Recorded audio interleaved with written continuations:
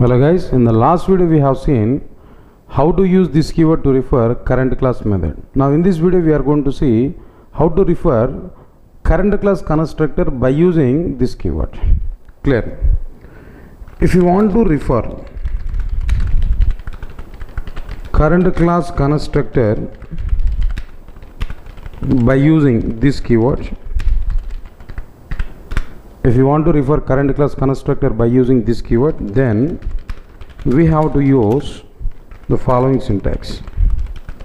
What exactly the syntax here we are going to use there, that will be like this of, now we need to provide parameter list, param list.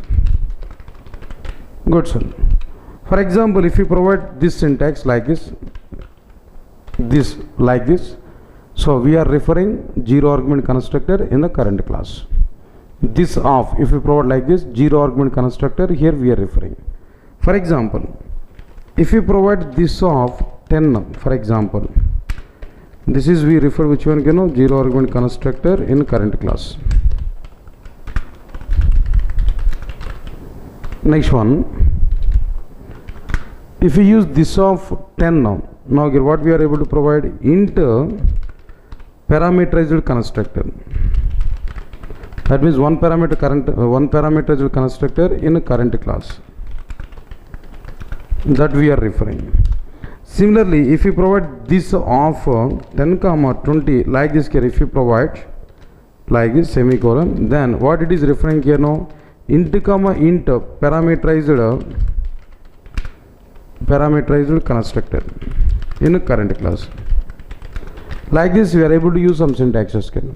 So if we use which one, this of zero argument constructor we are referring at current class, this of 10 into parameterized constructor in a current class, this of 10, 20 int parameterized constructor in a current class, that we refer directly. Right sir, this is what exactly the syntax of using this keyword to refer current class constructor. Let us check this program here.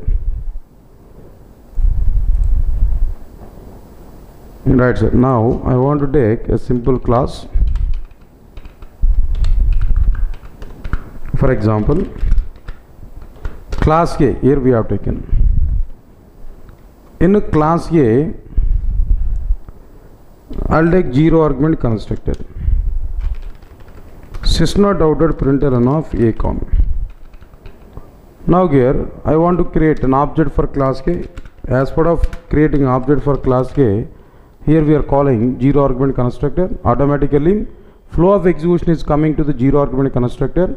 Inside this zero argument constructor, here we are getting output is which one, A_. Is an output here we are getting directly. Right sir, now let me run this one. Here we are getting output is A_. That's okay, fine. Now in the same current class, in class A, in the same current class, I want to take int I. So int parameterized constructor here I have taken. Now system.out.println of A into paramcon. A into paramcon. Into paramcon A. I want to provide this into paramcon A. It's okay. Now observe this clearly. I provided two constructors in class A, and I am creating an object for class A by executing zero argument constructor, by calling zero argument constructor. Here A of like this zero argument constructor here we provided, automatically zero argument constructor will be executed. We are not going to execute into parameterized constructor. Why? Because we have accessed only zero argument constructor, so only zero argument constructor will be executed. We are not going to execute which one, into parameterized constructor. Why? Because we are not calling into parameterized constructor. We have called only zero argument constructor. But my requirement is which one? When I am calling this zero argument constructor from object creation process, automatically flow will come to which one there, zero argument constructor. From zero argument constructor, I want to call into parameterized constructor. From zero argument constructor, I want to call into parameterized constructor. If you want to call current class into parameterized constructor from the zero argument constructor, there here we have to use which one there, this keyword here I want to use. this of, inside this we have to provide which one? 10. Why I am providing 10 value? The 10 is not mandatory. We can use any value, maybe 10 or maybe 20 or maybe 30 or maybe 40. Any value we can provide. 10 is not mandatory. But why I am passing some 10 value here now? Here we are having int parameter to the constructor. That's why to satisfy this parameter, to satisfy these parameters, here we are passing which one? 10 value. Now here, what exactly the flow of execution now in this scenario? We are creating an object for class K. Inside this object for class K, here we are calling which one? There no constructor. Zero argument constructor here we are calling.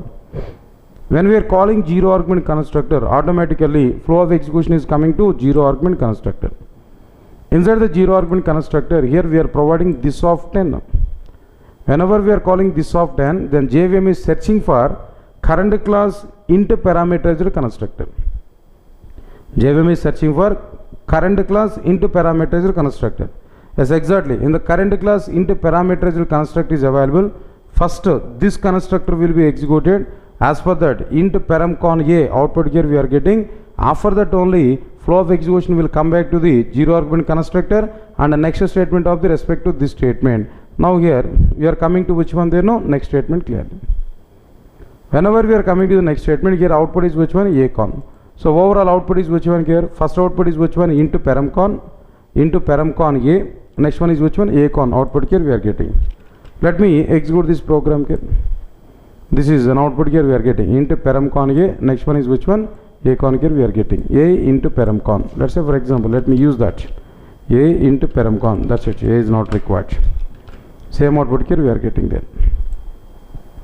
A into paramcon and acon. Okay, fine. Next one is which one? I want to take a float f. A float f. Float parameters constructor here I have taken. System.out.println of a float paramcon. A float paramcon. Here we have taken. Observe this program here now. Now here we are calling zero argument constructor while creating object. So flow of execution is coming to which one? There no zero argument constructor. Inside the zero argument constructor here we are calling which one? This of 10. This of 10 in the sense flow of execution is coming to which one? A into param constructor. But now here what I am telling there, from this integer parameterized constructor, I want to access float parameterized constructor. From integer parameterized constructor, I want to call which one? Float parameterized constructor. So here what I will do there, this of 22.22f, maybe that value may be anything.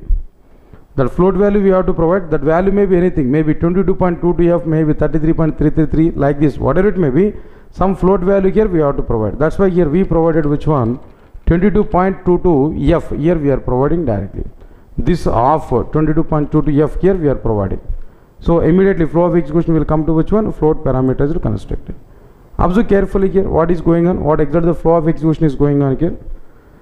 Whenever we are creating object for class K, as part of this object creation, here we are calling which one? Zero argument constructor. Then immediately flow of execution is coming to which one? No, zero argument constructor. Inside the zero argument constructor, JVM encounter which one? No, this of 10. When JVM encounter this of 10, automatically flow of execution is coming to which one? No, into parameterized constructor. Inside this into parameterized constructor, JVM encounter which one? This of 22.22f. Means that JVM has to search for current class constructor by passing float as a parameter value. So float parameterized constructor JVM is searching. Yes, it is available. Now inside this float parameterized constructor, first output is which one? A float paramcon. Output here we are getting. Whenever we are getting a float paramcon, after execution of that, flow of execution is coming back to the into parameters constructor. Why flow of execution is coming back to the into parameters constructor? The float parameters constructor is called from into parameters constructor. That's why flow of execution is coming back to which one? They know into parameters constructor. Inside this into parameters constructor, here we are getting output like which one? System.out.println of a into paramcon. Already previous output is which one there? A float paramcon. Now the present output is which one? A into paramcon. Whenever A into paramcon output here we are getting, immediately flow of execution is coming back to which one there? No, like a zero argument constructor.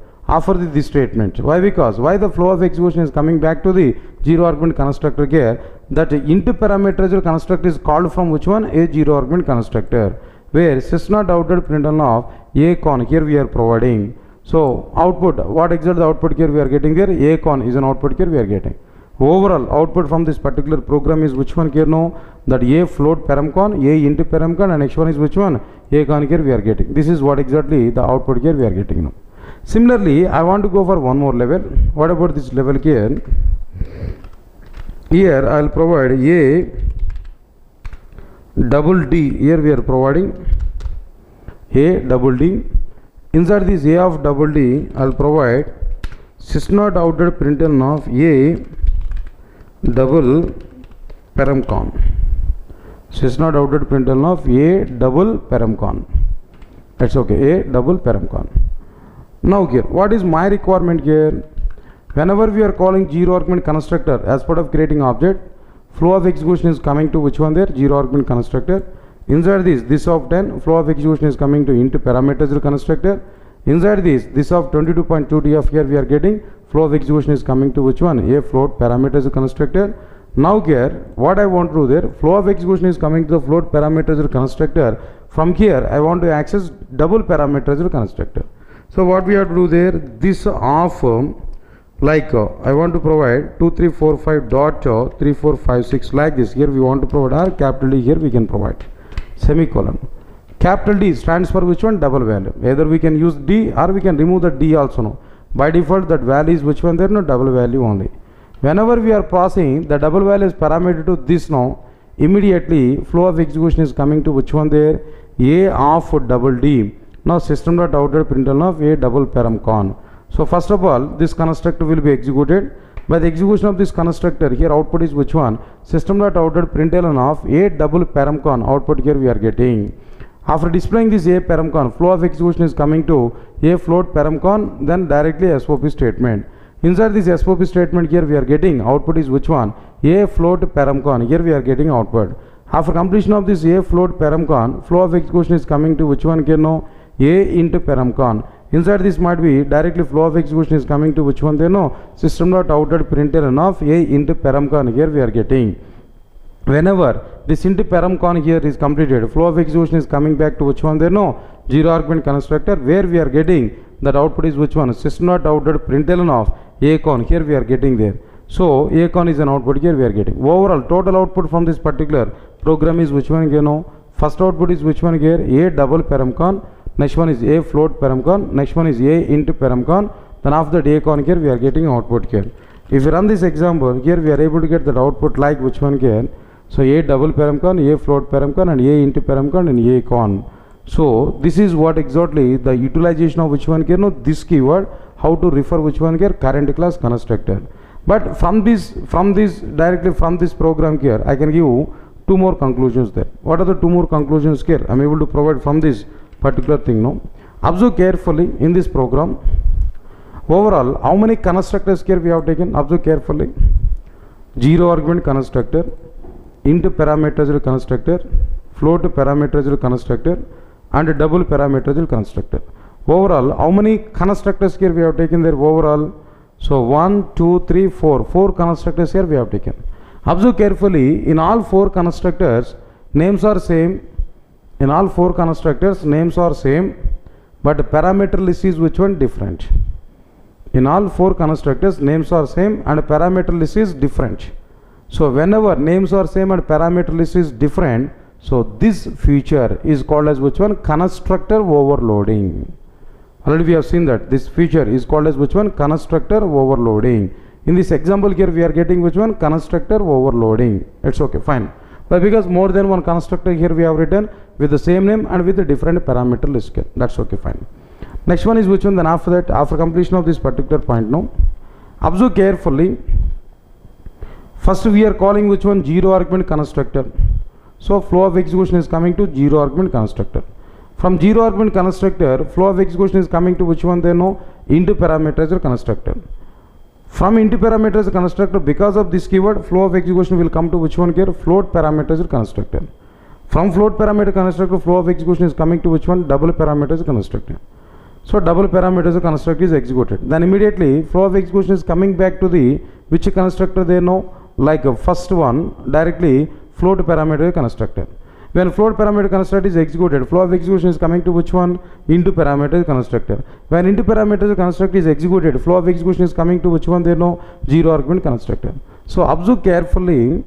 We started our flow of execution right from zero argument constructor to into parameter constructor, into to float parameter constructor, flow to double parameter constructor. When double parameter construct is completed, again flow of execution is coming back to into parameter, that means float parameter constructor. When a float parameterized constructor is executed, flow of execution is coming to into parameterized constructor. When into parameterized constructor is executed, flow of execution is coming to zero argument constructor.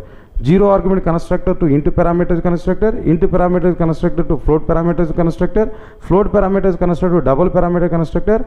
After this double, again float parameterized constructor. Then after that again into parameterized constructor, next zero argument constructor. It seems it's like which one here? A chain fashion. In a chain fashion, all the constructors are executed. In a chain fashion, all the constructors are executed. So the process of executing all the constructors in a chain fashion by using this keyword, then it is called as constructor chaining. Then it is called as which one? Constructor chaining. What is the meaning of this constructor chaining actually? So it is the process of executing all the current class constructors in a chain fashion. It is the process of executing all the current class constructors in a chain fashion by using this keyword. By using this keyword, it is the process of executing. It is the process of executing all the current class constructors in a chain fashion by using this keyword. So it is called as which one? You know, constructor chaining. This is what exactly the meaning of which one? Constructor chaining. Right, sir. Now, by using this keyword, we are able to achieve constructor chaining also directly. Right, sir. This is what exactly the utilization of which one can know, like this keyword to refer current class constructors.